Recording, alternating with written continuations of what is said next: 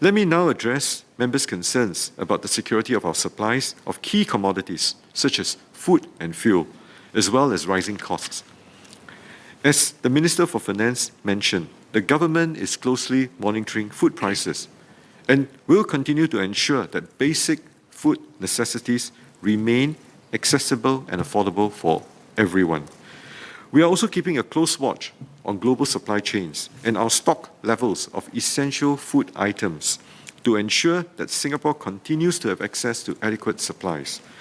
Thankfully, our supply of essential food products has not been significantly affected by the Ukraine-Russia conflict, and we have not had to draw on our food stockpiles. But we will continue to diversify our import sources. We will not rest on our laurels. We will ramp up our stockpiles and supplies from alternative sources where needed to ensure that we have continued access to basic food necessities.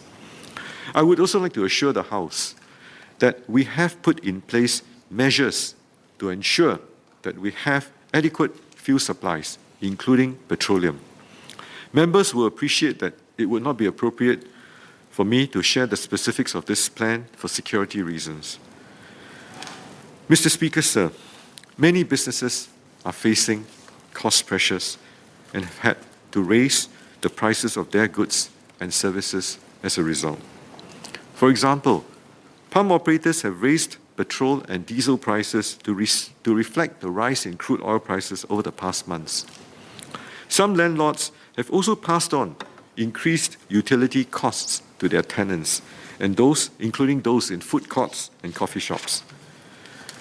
The Code of Conduct for Leasing of Retail Premises, which was issued by the Fair Tenancy Industry Committee, or FITC, last year, sets out guidelines on how landlords can do so.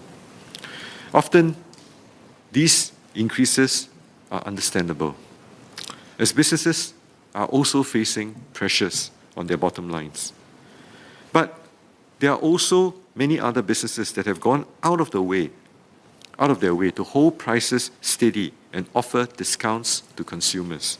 For example, NTUC FairPrice has rolled out initiatives to help consumers stretch their dollar, such as by providing a 5% discount on 100 key essential items every Friday. These comprise household staples such as rice, oil, eggs, milk, and vegetables. And they should help to mitigate some of the cost pressures felt by households.